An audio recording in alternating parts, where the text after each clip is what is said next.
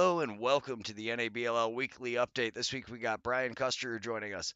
So you guys are, well, you're the only goalie that's hosted the Cup with the Wild, essentially. The Wild are three-time champions. You guys, it's a dynasty now, I could say safely.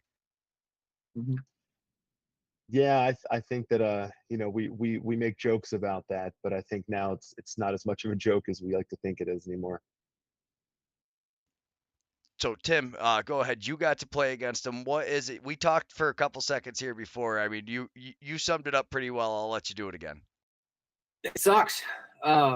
It's not a good feeling when you're like on the defensive side of the bench and you're just taking on water. Where it's like, all right, pregame, like they got some shooters, so they'll shoot BTBs, like they'll shoot from everywhere. So out on hands as soon as you can, and then they're scoring goals inside or they're scoring goals backdoor. And it's like, all right, like don't miss out on the shooters. Let's protect the middle, make them shoot.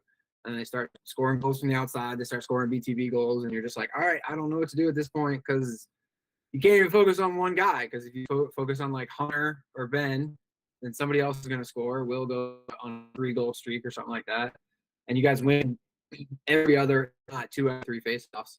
So it's just like it's not a fun feeling. Also, I didn't say this pre-show, but it also sucks losing to you guys because you guys are nice. Like, no one on your team's like a dick about it. You know what I mean? Like, at least if you're beat by a team who's like kind of like, they're kind of dicks, like at least you can kind of get the fight going. But you guys are like scoring goals and like, nice play, man. It's like, dude, don't tell me nice play. You just scored from 20 feet out or something like that. So yeah, but it was cool to see it firsthand though. I've got to watch you guys play for a few years, and seeing it firsthand was a cool experience. A lot of learning lessons from that game. I've already watched it back once or twice. I'm gonna watch it back once or twice more. Yeah, a very interesting, I would say, the shakeup up at the top. So Cambridge, the Nor'easters, their first year in. So the first is that the first time you've ever played the Nor'easters, Brian? Yeah, it's this with with this being the Nor'easters' first time in the Nationals. I mean, I know last year Paper City took that region, and the year before the Northmen from Maine took that region. But man, Cambridge, we when we walked in, we got to luckily we were able to drive up about 6 hours for the vast majority of us from Central Maryland. And when we came in, right when we came into Utica, we thought of or into the Utica, the Nexus Center, we thought two things like, wow, this place is big and nice. And right when we walked in the front door, it was the first game that you guys got off the draw was Cambridge and Thousand Island. So I mean, we walked in and it was an absolute. It looked like a heavyweight, fight out there. It was just two incredibly talented, big, fast, passionate teams, and Thousand Island has that incredibly kind of a rabid fan base that they have that really travels awesome with them. And I mean, it's kind of jealous to see how geeked up their people get about watching them play. But watching Cambridge play and looking at their roster, we immediately knew that they looked like they would end up towards the top part of that tournament, and they were a very good team. Very tough game for us. Yeah. Now, have you That was you guys have played the Wheat Kings before, and mainly so I think the Nor'easters have been a team for quite a while. I know they were in the IBLA, but I didn't know. I think they're a tournament team as well. I think they kind of travel around and play together. That's where I know it seems like you box lacrosse guys have all played all over the place, but you being from a little bit further down south, you've got a different experience, kind of like Tim. It's the way different than everybody I know that's in the sport. Yeah, it's we play in the region, and our region has three other awesome teams, and we're pretty spoiled because our region games are all played at the Columbia ice rink, which of course they melt. We don't get to play on skates or anything fun like that, but we don't really have to travel that much during the summer to play. So we kind of live inside of our bubble, and once we get to travel outside of it for nationals, like it really becomes interesting to see that there's a lot of talent out there in different regions that we just don't really get to see that often, which is great. Yeah, I think a big thing is so like your region's very competitive. You guys had a game taken to overtime. I mean, they're definitely you guys. It's been closer this year, it seemed. And like the Nor'easters region, though, they come in with so much competition. You see, it's really growing. Some of these are very tight competitions, but for some of these teams, they kind of can score. I'm not going to say it will, but they seem to be able to, it's a big change when you get to nationals and it's all of a sudden every game is just in your face. Everybody's at that top level the whole time. Yeah, that's definitely true. I know it jumps off the looking at some of the scores that come out of that region. There's a lot of we make a lot of offhand comments about what they're really doing up there and they're playing and we joked about it all year and said like, man, are they just playing with forwards there the whole time? And then when we are they playing with what are these guys doing up here scoring all these goals? And then when we stepped up and played them, it's like, oh, all right. They're big, they're fast, they get the ball and they sprint upfield. And I can definitely see, like, we knew that when we played Cambridge, and it's everybody knows that when you play in tournaments and there's going to be multiple games in the weekend, it's not quite as high powered offense as maybe if you run 4:15s and it's stop time or something like that, and there's only going to be one game that day. But I mean, Saturday we played 3 games, or yeah, we played 3 games Saturday, 2 games Friday, and 1 game Sunday. So there's just a lot of lacrosse happening, and I think that helps to slow the pace just a little bit. But I mean, I know I'm 39, and we got home 2 days ago, and I feel about 139 years old right now, and I don't run all that much at all. And I don't know what the rest of my teammates feel like, but I feel like I got backed over by a truck or something. So it's tough up there. So Tim, how do you feel physically after the week at nationals? Same. I didn't play 6 games, but I feel like I got hit by a truck. I mean, we had not to play like pity party violin, but we had the gauntlet of full play. I mean, we had the Wild. They're big, they're physical, they're fast. There's a lot of running in that game. We had the Grand Rapids game. They're always known for the physicality, and they actually got bigger. I think they hit the recruiting trail. They got a couple bigger guys. And then we had Thousand Island, Saturday morning, bright and early. So that wasn't fun. And then we had Austin as well, who they're no cupcake game either. So I'm a little beat up. I'm all right, but yeah, I agree. I agree with Brian. Like yesterday morning, I woke up and it took a lot for me to go to work. A couple extra cups of coffee, a couple extra doses of ibuprofen, a lot of stretching. Uh, but Brian, how'd you guys feel like in pool play? Like this year, you guys didn't run away with it. I mean, other than our game, you guys blew us out of the water. But normally in years past, you guys have kind of, I don't want to say walk through pool play, but you guys have been very comfortable. But I think you guys played like 1 or 2 games that were like 3 goals, something like that, and then even your quarterfinals game was close as well. Yeah, I mean, when I remember watching, and when Rachel Anderson sent out the email about what the tournament structure was going to look like, wondering like, well, how are they going to choose pool play? What's the random going to be? And then I thought it was great because I watched you guys do it, and then Greg, I watched you spin have your little wheel spin, and we picked people, and I we were sending things out in the group, me and the group text, hey, we got these guys, and then we got these guys. So we came in and we played Seattle, which we played Seattle last year and we played Seattle the year before. And like we got up on Seattle. We didn't get up on them quick. I mean, I think we had been out of the car for a little bit, so I can't blame the bus legs or anything. But everybody knows it's not easy to score on Big Dave. Dave is a great goaltender, and he's seasoned. He's been doing this for a long time, just like I have. And but we ended up getting I think getting 10 or 11 on them. I think that was 10 or 11-3. And then we got up on you guys a little quicker. We just you guys are just a little bit more green than we are, and that shows through.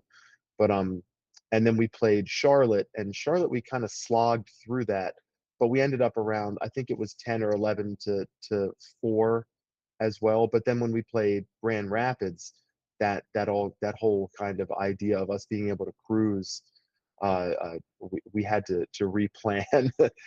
We got through Grand Rapids 6-4, and Grand Rapids was tough. I'm sorry, we played Charlotte after Grand Rapids. It all kind of blurs through. I'm a high school teacher too, so I've taught my first 2 days of school yesterday and today. And let's just say the kids ain't exactly getting a hundo P from me, with me going I'm pretty much just running on caffeine at this point. So, but yeah, then when we played Charlotte, Charlotte was a little bit less of a test for us. They had some good players, but they were a little short. They only had, I Mhm. think, 8 or 9 subs in the box, and that was tough. So I was talking to one of their attackmen, and he said, we had a couple of transition guys bail out the last few days, and when transition guys bail out, it means attackers like us have to stay on the whole time, and nobody likes that. And then when we played Cambridge, I think we beat them by one. I think it was 9-8. And then the Wheat Yeah. Kings, man, that was a slugfest. And we separated just a little bit at the end, but man, like I know I didn't feel like that game was over until there were 3 or 4 seconds left on the clock. I always thought there was a chance because they're the Wheat Kings. They're fast, they're talented. They were solid guys too. I ended up getting kind of rolled up into 3 or 4 times in the game, and each time one of the attacker that ended up, and they were most of the time getting pushed into me because our defenders are about as tough as it gets. And when you have Joey Fiorino and Max Wayne and Kevin Lynch and Nate Nibelink, when you get near the crease, they start to get a little. I think their spidey sense starts to go up, and they get worried about their old man goalie getting hurt by somebody or something. So they make sure that they're throwing some bodies around. But all of their offensive players, even when Corbin kind of bumped into me at the end, just kind of wrapped up and made sure everything was okay. And everybody this weekend seemed like they were there to play as hard as they could and to have a good time and to really honor the game and really respect that. Yeah, no, the competition was crazy. I was very, very impressed with the Wheat Kings young players, and actually to see how far that Andrew Williams had come. So he played opposite of you. He was a U21 goalie last time we saw him 2 years ago. I'm trying to Mhm. remember. I don't think he played last year. He might have, and I just didn't even notice as much. But this year, I feel like he was a huge presence for the Wheat Kings, and kudos to that young man. I mean, you guys have some phenomenal shooters, and I was just going through that highlight reel. And man, he had some great saves. He is a excellent young man. I love seeing the young guys kind of get into it and going. So to watch they had a couple of those young college players coming out. You could see the field buckets diving around up there. They definitely. I was very entertained with the way the wild young men played. They were excited to get diving across the crease. You could tell those guys have not put the miles on their body that some of some of the guys have, but they were out there feeling it. I mean, Tim, you played against them. What did you feel, or did you not? Yeah, everybody played everybody at least once, right, or not? No, because of No, the. we did the Wheat Kings. We were actually we would have played the Wheat Kings. We were watching Seattle Collar City, and the way the goal formula worked out, we needed Seattle to lose by 3 or more. They ended up losing to Collar City by 2. If you guys were watching that game, they hit a Dave for whatever reason. Dave pulled himself at the end of the game to try to turn the ball over because they had man up, so they tried to go 6-on-4. Collar City was running around, killing the clock. All of my guys were at the bar screaming, shoot the ball. And then they hit the crossbar with 1 second left. We were in the 8th seed and played Wheat Kings in the first round, but then because they hit the freaking crossbar, we were in the consolation game. But we didn't play them, unfortunately. It's a crazy sport, and that's kind of the way things shake out, though. No, I thought it was amazing. I think the competition gets better every year. I think it was definitely the best. I mean, the championship game that, like you said, you didn't know who was going to win that game until the end. But I mean, that goal, the assist from Spencer Love, and then the pass over and the BTB, it's Hunter Davis that scored that, right? Yeah. Yeah, that was Spencer to Hunter. That's unreal, absolutely unreal. I was shorthanded too, right? I think so. Yeah. I remember seeing that, just being like, oh my goodness. That Yeah, was I wild. was I was glad it happened to somebody else. Glad it happened to somebody else and not me. They got a great. I think it was 33 for Cambridge.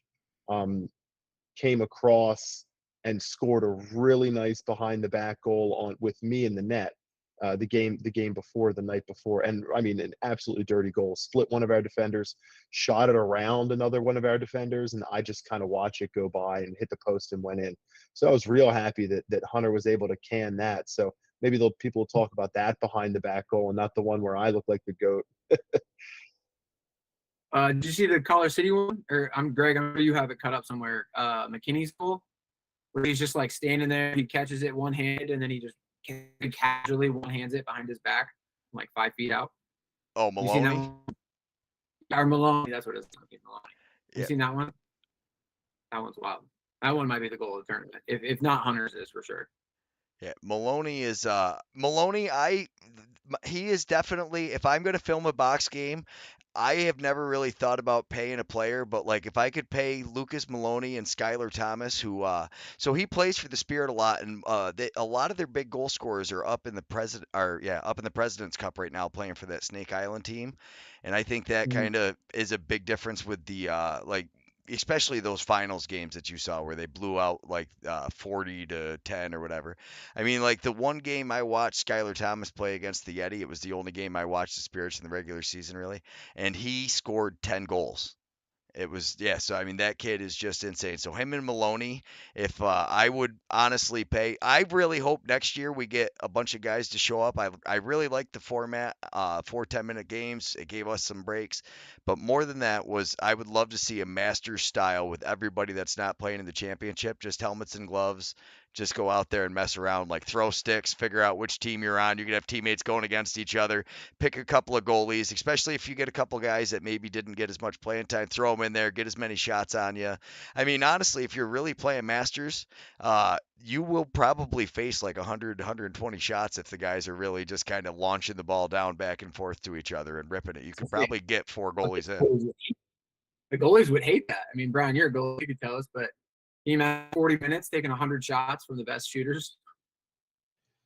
Yeah, I'm for those reasons, Greg, I'm out. Well, you don't probably have to worry about it. You get yourself into the championship game every time, so you might not have to worry about the consolation game. But I'm telling you, you get a couple guys like I know Dave's goalie was there taking shots in the morning, so I'm sure you could find somebody else to jump in that, or we'll play some old, just play it behind the transition line, take back like the old school basketball. Oh yeah. But still, that would just be an onslaught for some of the best shooters in the game. The goalies would hate that. You'd have to have a jumping cage or something like that. Yeah, Paul, I bet you Paul would go down and play net for you. He usually does. Although they had some stuff going on that day. They were a little tied up over on the other side of the rink. But I bet you we could get Paul to play a net in a Masters style for that. But you could probably pick up a goalie for it.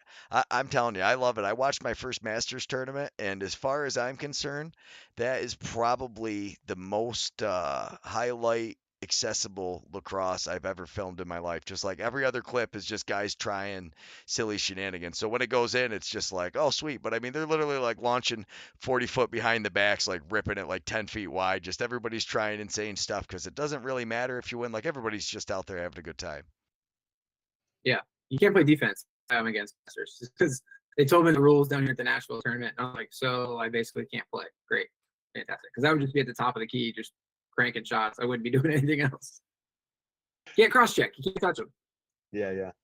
Maybe I can get some other sucker to put my pads on, Tim, and I can be up there with you. Me and you can try to dominate one of the sides on offense. There we go. How about that? That or we can trade. You can go play offense, and I'll just hop in net. Bring old hockey goalie days back out.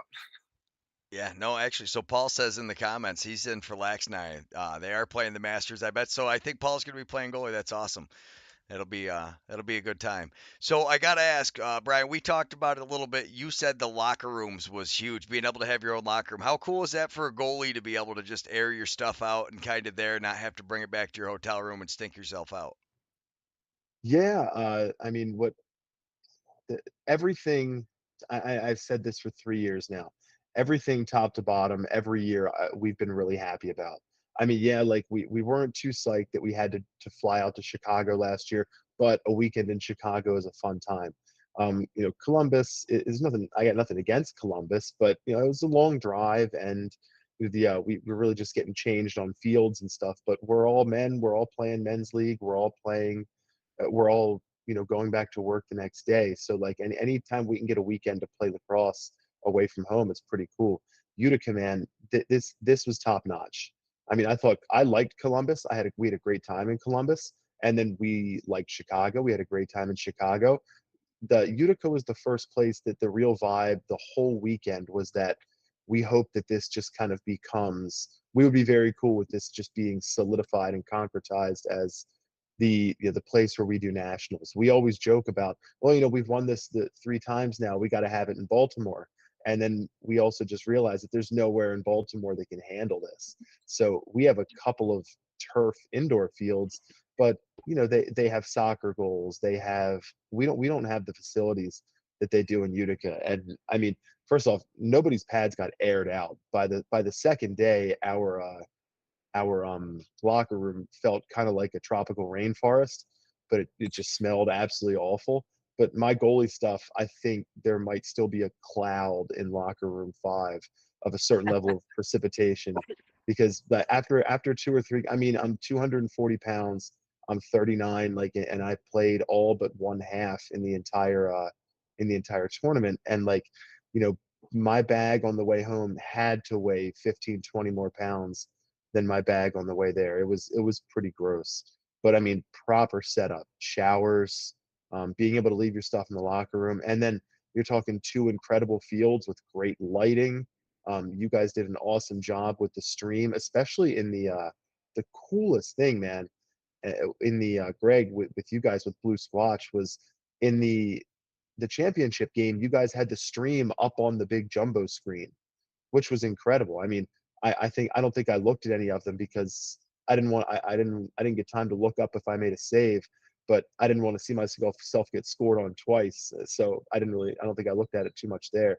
But I mean, just top-notch facility, top-notch job. And yeah, Greg, I got to thank you and everybody involved at the NABLL, because I have 2 sons. I have an 8-year-old son, Teddy, and a 4-year-old son, Max, and my awesome wife, Ellen, who lets me do these, traveling lacrosse shenanigans. And they're sending me video. After we win the championships, I go in and I'm looking at my phone maybe 15, 20 minutes later in the locker room, and I got a bunch of clips of like my 2 sons and my wife and my sister-in-law and my two nephews watching us, cheering for us on the TV. So I mean, man, I can't thank you guys enough for that kind of setup, for being able to let my kids and family and let our families be able to watch us play. It's absolutely incredible, and we love you guys for it.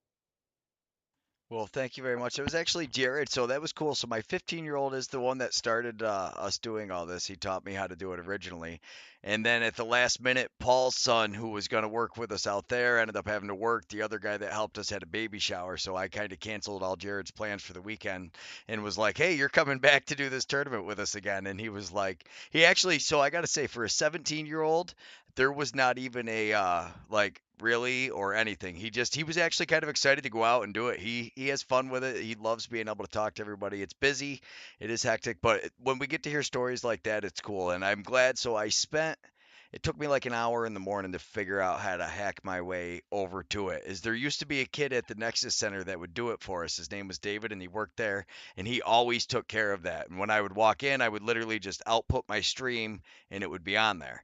So then Paul's son learned how to do it. I don't know how to operate a Mac is the problem, and that's a Mac system. So I feel like a caveman. No offense, Paul, but I feel like Paul when he's trying to use any of my stuff. I'm like, oh man, I just don't get this. It doesn't make sense. So I kind of just have to poke and click, and I'm pretty sure Charity's the one that finally figured it out. I think she tried to make me feel better, like, oh Greg, look, you have it. It's on the screen all of a sudden. But I'm pretty sure that was all her. And yeah, kudos to Jared for running it, because at the last minute we didn't know. And thank you, Tony, Gray, and Scott for hanging out with us as much as you did, because especially Scott. If without Scott, there would have been no commentary on that side, because that is one thing Jared won't do is talk. Really? He's got everything else down. He just doesn't want to get on mic. Not a chance. He is not talking to anybody. Like he'll sit there and talk to you. Like if you're in a room with him, he's got no problem talking to you. But he doesn't really know that much about the sport. Like he loves we got Firewolves tickets, but when he's doing the stream, he concentrates so much on just like what he's doing that actually like he only really picks up your commentators like inflection for when to clip a replay, because he's not even like he's watching the game, but he tries not to watch it because that's when you accidentally leave the replay screen up or whatever. So I actually try to step back and let Jared do it where I'm supervising, because I just like to clip the replays and everything I see is excited. So, but no, he does it from that perspective, and it works really well. As I went through the highlight reels that he clipped, I'm like, okay, especially if I can stand back there, because I lose my mind over everything. I just like watching the cool plays and being able to watch you guys get the saves, and I like watching. So like Foster or one of the guys, you'll see him on a crease dive, and then they turn and they look up at the big board, and I'm like, that's cool. Like we made that happen. It's like, fuck yeah. So that is a favorite. Thanks for telling me that, Tim. I mean, what did you honestly, as a board member, as a GM, and as a player, kind of think of the facility? You must have been stoked as well. Yeah, I mean, I was excited going there because I was up there last night, so I kind of already knew what to expect with the locker rooms and all that, and it was great. Like the lighting, you said, Brian, like the last year in Chicago, the lighting was a little dim in a couple spots.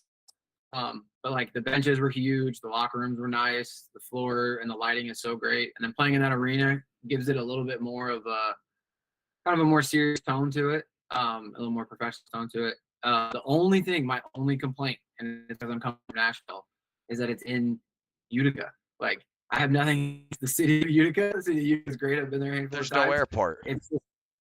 Yeah, it's just no airport. That's all it is. Like if we could get together and get a few $1 billion to build a Utica airport, sign me up. But like that's my only complaint was it just added that extra level of just of coordinating fly-ins and who's there, who has what rentals. We had a few guys fly into Albany. I think we had one guy fly into Rochester. Why he flew into Rochester, I don't know.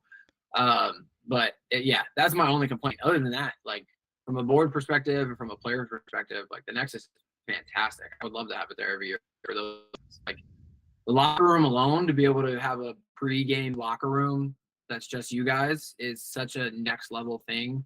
Instead of meeting in the lobby in Columbus or like being on that other field while the other team that you're about to play is 20 feet from you, like having that locker room just kind of elevate the game just a little bit more. So yeah, I don't want to say from a board perspective we'll be there every year. I think we're going to try to swing back and forth, but who knows? We may just solidify it and sign a 10-year deal because that place is gorgeous. It is amazing, and if anybody flies into Albany, I mean, the Blue Squatch bus pretty much can head that way on our way through.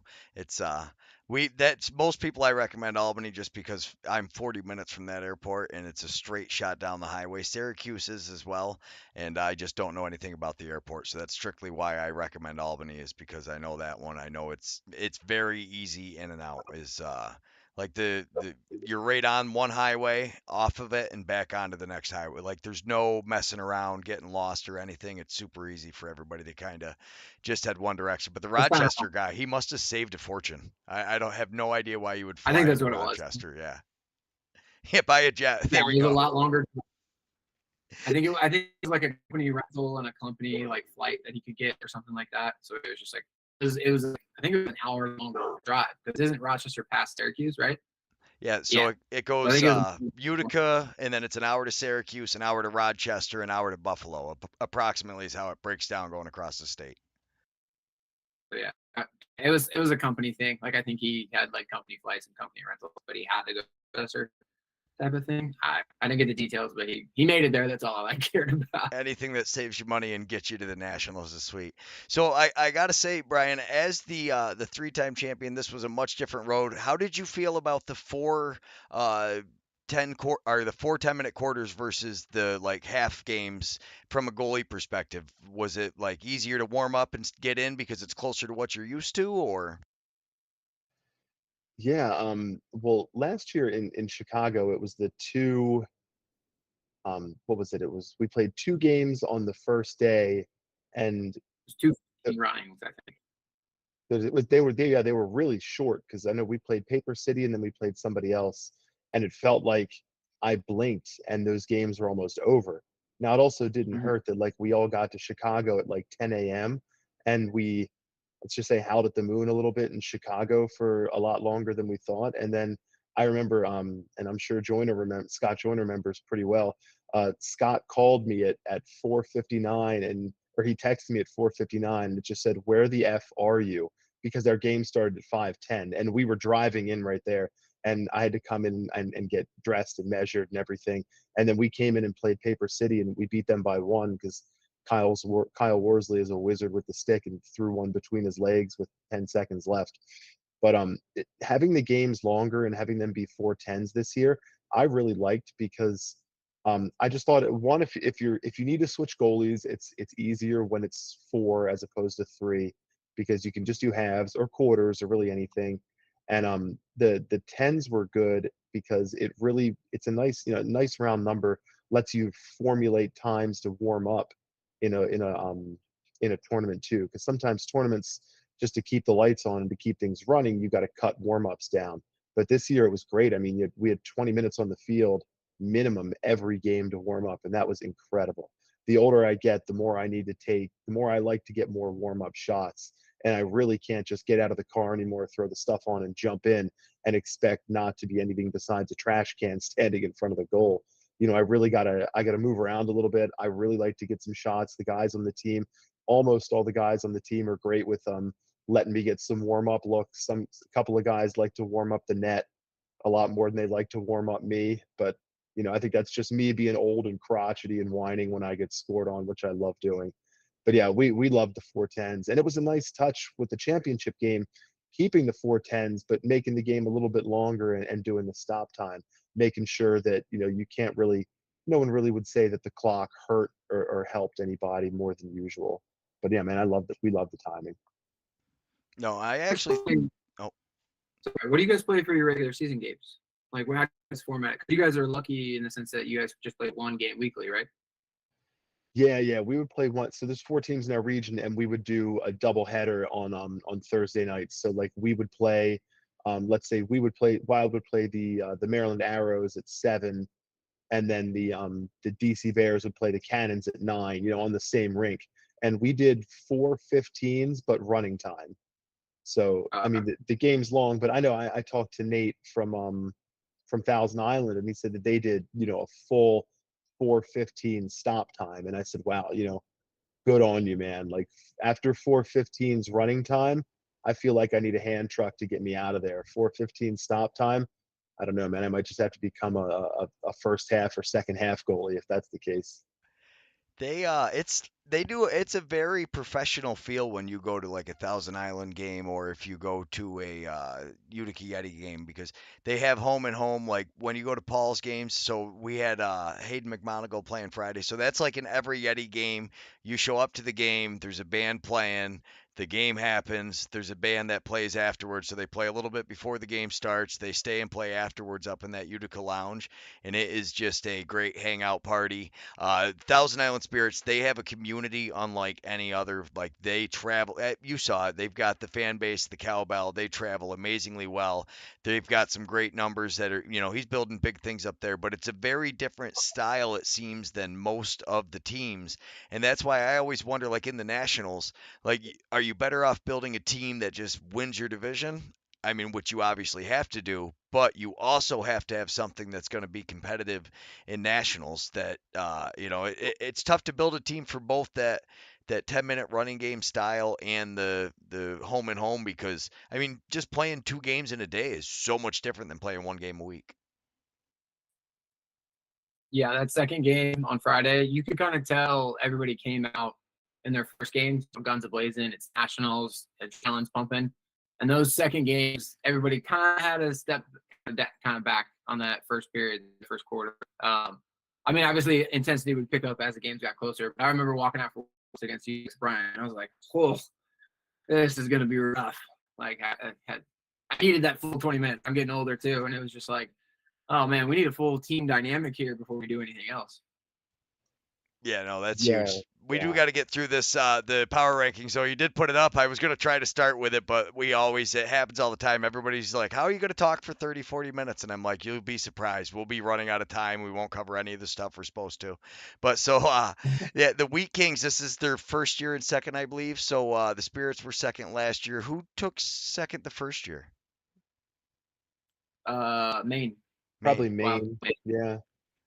Okay, so we had Maine, and now we've got the Wheat Kings, the Nor'easters, the Spirits, the Grizzlies, Collar City, the Reapers, Seattle, Ignite, and Scorpions. I had a chance to talk to a couple of the Scorpions guys, and they were like, "Oh man, we didn't play great, whatever." It's like, well, you traveled all the way from Texas, so every one of you guys that made the flight and the commitment to come over, thank you very much. But they had some ballers. You could tell they just didn't quite have the capacity roster, and it's tough to go out to nationals.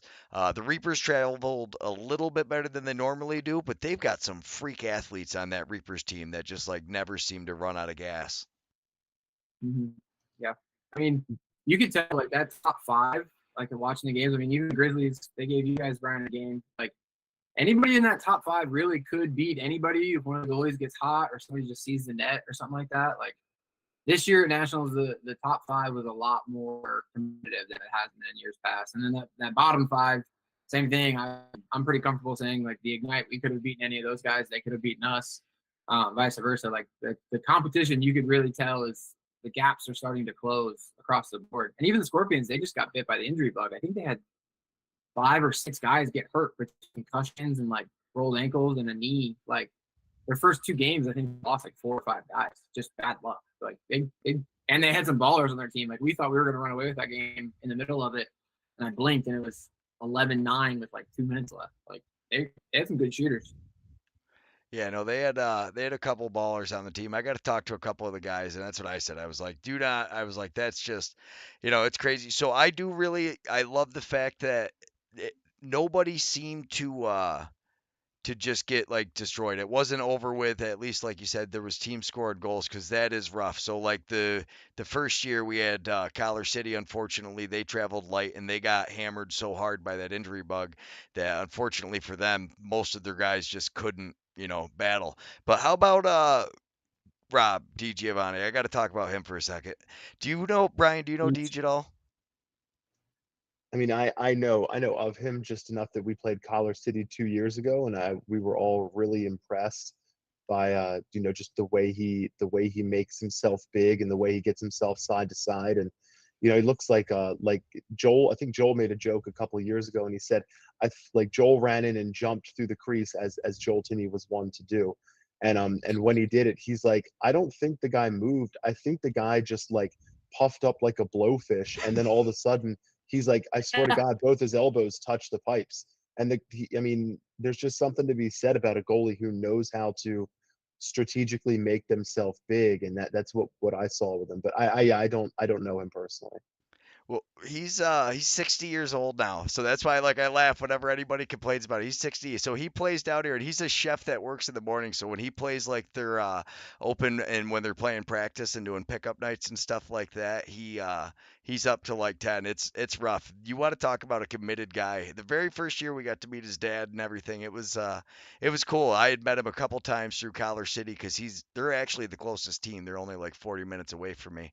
And yeah, those guys are a blast. And when I got to talk to him, he'd taken like 30 years off or something insane from lacrosse, ended up in the Albany area, started coaching the junior Firewolves. And then because of that, Justin McKinney, who was also coaching with him, was like, hey, we play pickup. We don't have a goalie. It'd be a lot more fun if we had a goalie. And Deej has been there ever since. And now they've got another goalie, which is cool. But no, I love Deej's story. I look forward to clipping a couple of his highlights every time and seeing him and his wife Jenny. Those they're just awesome. They're a great.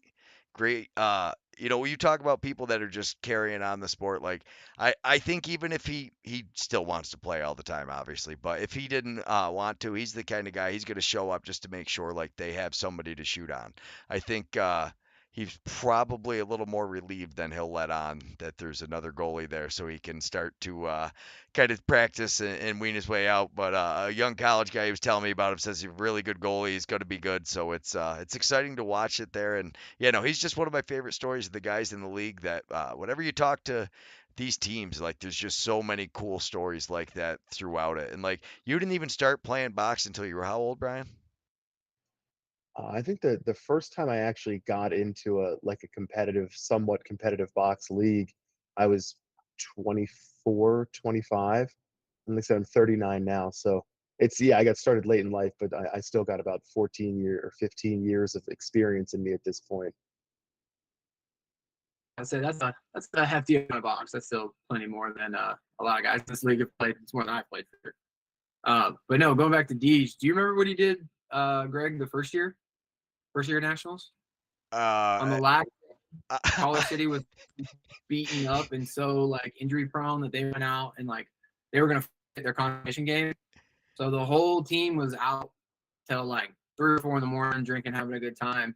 I can't remember who they were supposed to play, but no one showed up except for Deej. And he got fully dressed, walked out on the floor, just solo trooper. And we were like, what are you doing? He's like, well, I wanted to, if they want to play, I'll play them. We don't have any runners, Deej. Like, you can't just be in the net the whole game. He's like, no, they can shoot on me. It's okay. Like you nail on the head. He'll show up just to make sure someone can shoot on. That's all that matters. He earned my respect forever after that. Yeah. No, and I thought you were gonna talk about remember how upset he got when the goalie pulled himself, but it was actually the guy from Grand Rapids that pulled himself, but he thought the coach pulled him, and he was like, "Oh, that was way too early," and Oh yeah. yeah. But no, yeah, Deej is absolutely awesome. He's a phenomenal story. So I do got to ask you though, Brian, with all the guys in that you guys have shooting on you for the Wild, I mean, what do you really attribute the connection? I mean, is it just because you guys have been together for so long? Is it the practices, or is it? I mean, and when you guys even play your division games, I'm sure everybody's kind of hanging out, watching whenever they can. It's kind of a party in the parking lot type thing in between. Everybody's meeting each other. It's got to be an interesting group. Yeah, I do like the way you guys all play together in that one spot. Yeah, it's pretty cool. It definitely gives it like a very homey feel that like, we're all there to play. We're all doing the same kind of stuff. I mean, I just attribute a lot of the Wild success is just the fact that I mean, everything you just said, Greg, hits the nail on the head. Like we're a lot of we care about each other. We have guys that are really willing to put their bodies on the line and really go hard and really just kind of throw caution to the wind, knowing that every single one of us has a normal job. And at the end of the day, this is all secondary, but it just means a lot. And I mean, I owe a lot to the Wild guys and just really everybody on the team, like Hunter Davis, um, Brady Sipes. Those were the guys that I asked after my first year of playing with the Arrows. So I like a lot of the Arrows guys too, but I just wasn't terribly happy with what I was getting out of lacrosse personally with the Arrows. And when I jumped over to the Wild, I mean, those guys, they brought me in like I had been there, at their homes for the entire time. Like they didn't treat me like the stepchild. They treated me like I was, their flesh and blood. So like I have a lot always to be thankful for all the Wild guys. And everybody's got each other's back. Everybody's trying to push each other in practice. Man, those guys can shoot. I get a lot of work at practice. And there's a lot of chirping going back and forth. Our group me is definitely in the not safe for work category because of a lot of that kind of stuff. And it also helped with nationals too. We brought in two incredibly talented players from local teams. We were able to bring in Sean Riley, lefty from who's a New York boy, lefty from the Arrows, who's a great guy. He came with us last year as well, and we are able to bring in Max Wayne, a defender and wonderfully poised, awesome, great guy, great teammate to have from the DC Bears team, from Tony's team. So we were really able to. We just have a lot of guys that really buy in, and what people notice is if people are going to join our team and they're skilled and they're good, that's great. But if they're not buying in and they're not going the same way, they're probably only going to play for us for a year because I mean we're 100% self-funded, so we're not really going to kick somebody off that pays us. That's not really fair. That's not what we believe in. But we don't have any sponsors. We are 100%. Every person on the team pays, and we just make everything move out of the pool and make it work that way. So, but if people are not, everybody on the team is really kind of, we're all rowing in the same direction. And what we found in the past few years is if we have someone that's not rowing in that direction, that there's three other teams in the region that will be very happy to add a talented player as well. But I'm just really thankful for the guys on the Wild team. And I mean, I'd be remiss not to give a shout out to Hunter, who is just the absolute glue that holds this team together with collecting money, with scheduling things, and he Stepping just up in the kind of championship, playing amazing, scoring the best goal ever. I mean, what is scored. there anything this guy doesn't do?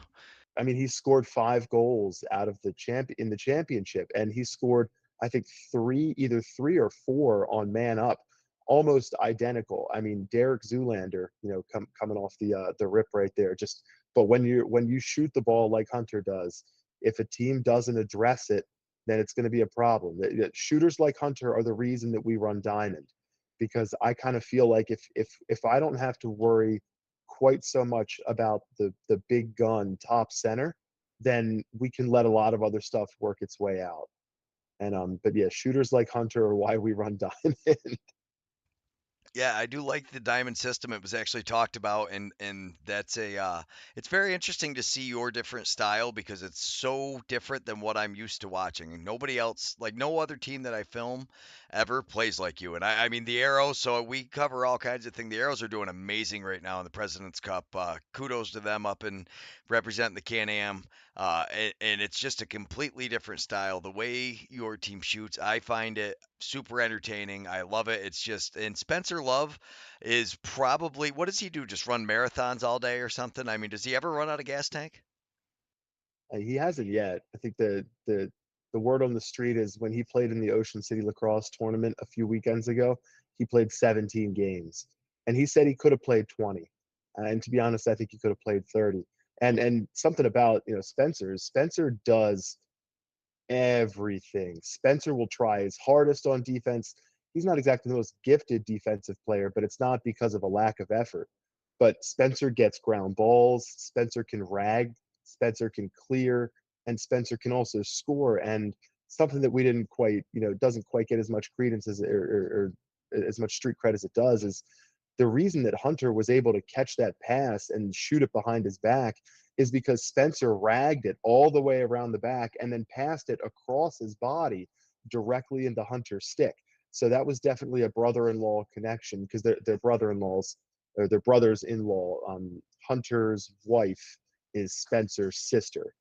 So there's a lot of They it's must have it's been quite the going nuts web that we watching. weave. Yeah, that must have been pretty cool to Man, I'm watch that for the sure. family. I mean, that, oh my goodness. I got to get Spencer on this one of these. I really want to talk to that guy. He seems just so cool. And like, you ask him to do a backflip after the game, after he's played like 40 games. He's just like, oh, one more for you? Yeah, no problem. Jumps up on the board, rips one out. I'm going to make a sweet slow motion highlight. I had to make a couple highlights for some kids to get out pretty soon, or else I would have had more done.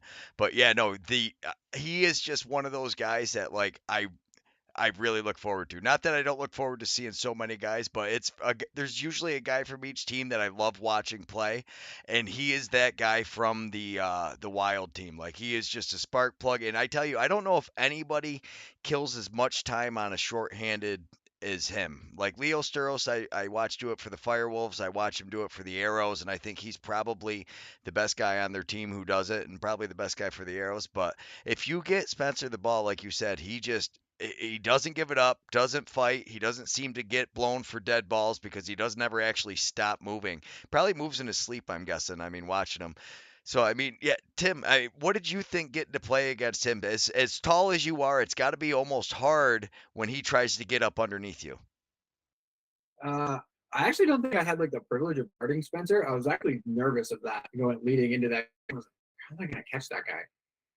So I don't think I had to guard him at all, but I know I struggled with him purely because he doesn't stop moving, like you said, but he's found a way to make his style work in box. Like he's not a traditional box player, and he'll go almost anywhere, but he's also dangerous from almost anywhere. Like on the right side of the floor with the ball, but he'll still make a play, either making an assist or he'll even score goals. So yeah, I didn't have the privilege of guarding him individually. I had to guard Hunter or Ben most of the game, which was incredibly frustrating. But yeah, it was more just kind of fun to watch him play in person and watching my guys go against him because like you couldn't get the ball from him. And when you think he's out of position, it's like, okay, cool. Well, like the shot clock's gonna end. He'll sail the pass and the shot, and you're just like, how did that even happen? Or But yeah, somersault across the floor to keep a loose ball. Just like he is just Yeah, so much fun to watch. Like he looks like a little kid having fun though, is why I like it so much because when he's out there playing, you can just like almost see the smile through his face mask and he's just out there like tearing it up.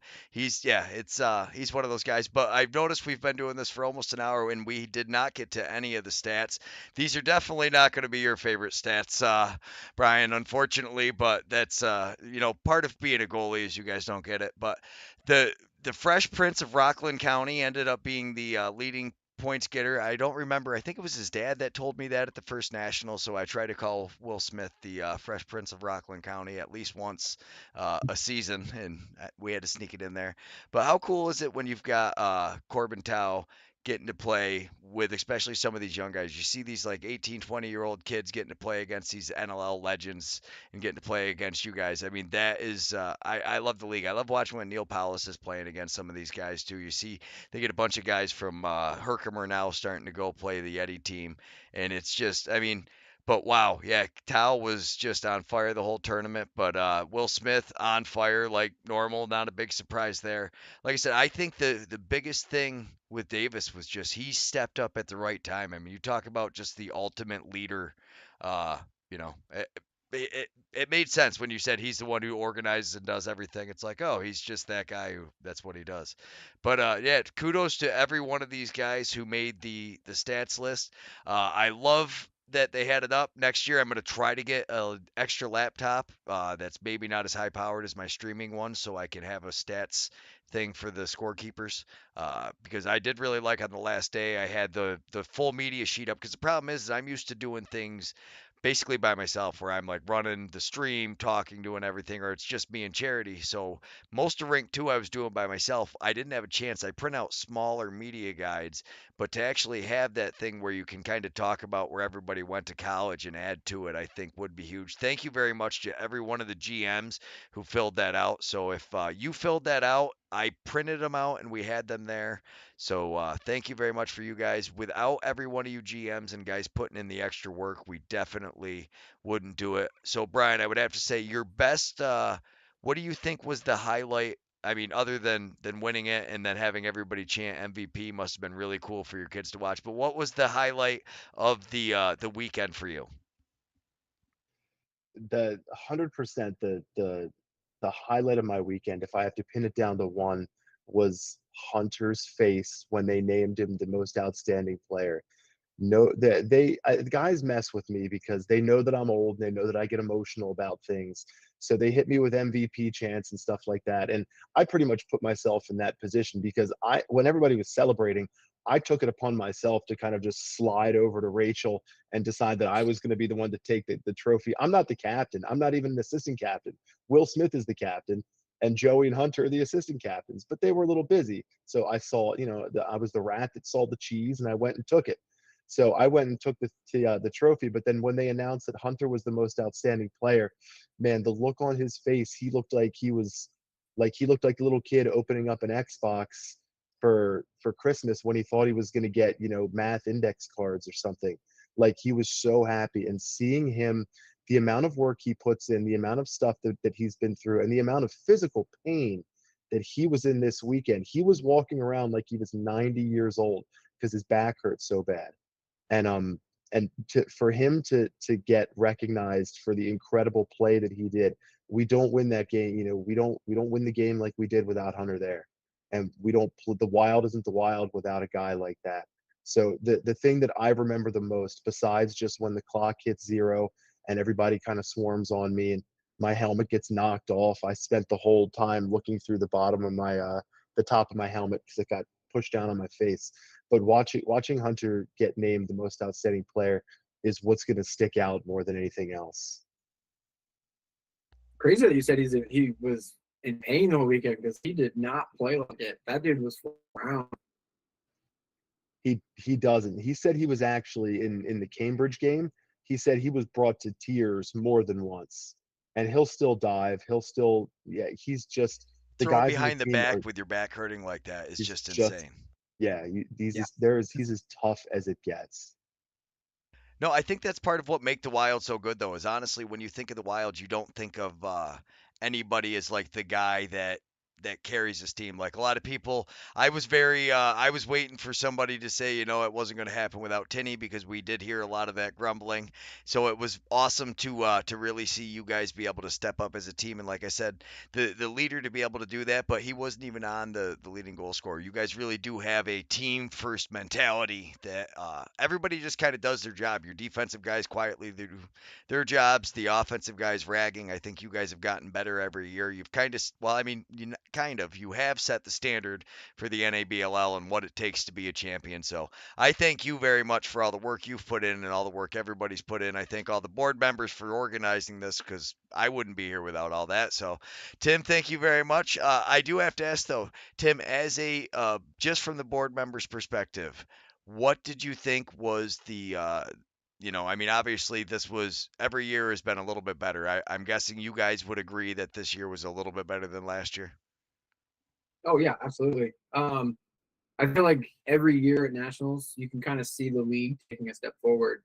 from a competition standpoint, but also from like the professionalism. Like we had a lot of comments just on, you know, the Nexus was nice, but like having the stream, you guys were unbelievable. Having the warm up times and everything, you know, laid out to a T. Whereas like the last few years, there was a few hiccups there and there, or you know, teams like the Arrows showing up 5 minutes before a game, like last year in Chicago. But this year, everything was on point, and it was just, you know, that much more of a step forward towards that professional line that we're, you know, our end goal is. So we just can't thank everybody for showing up. All the teams were amazing. Um, Rachel kept talking about how all the GMs kept asking if she needed anything, if, you know, if we needed help with anything. So just the fact that people are making the trek to Utica and they'll help and, you know, shuttle their teams, do all that stuff it just speaks volumes for the league. And then at the end of the day, the competition, like a lot of the games were close. A lot of the games were, you know, very physical, but other than a couple minor hiccups, it was very professional. You know, everybody was out there playing good hard lacrosse, but no one really crossed the line. And at the end of the day, everybody was shaking hands and everybody was really cordial in the locker and everything. It felt like people were making friends in that hallway all weekend long, which was fantastic to see. So from the board, Lot of singing and dancing down in the hallways. I do have to say, anytime I went down to fill my water bottle up there and sneak down there and come back up. I did hear some Pink Pony Club coming from somebody celebrating at one point. I was a little concerned. I did have to text my teenage daughter and tell her that yes, there is a bunch of grown men listening to the Pink Pony Club right now celebrating a victory. I won't say which team it was. What team was it? You have to say it. We'll let Give me their a hint. No, we'll let their GM throw them under the bus. So we until next week. Thank you so much, everybody. Thank you to the players because honestly, without the players, we don't have any of this. And you guys putting it all out there and getting it done, it gives us something to really be able to focus on. I love it. I look forward to it every year. The getting to watch everybody has just been amazing. So yeah, I can't say thank you enough to everybody for being a part of this and allowing this to happen. And that'll be all for, I guess, this week. We'll be back next week, which I think will be, well, we'll leave it as a surprise. I didn't tell Tim who it was yet. I already talked to him, but all right. Thanks so much, everybody. We'll see you guys next week.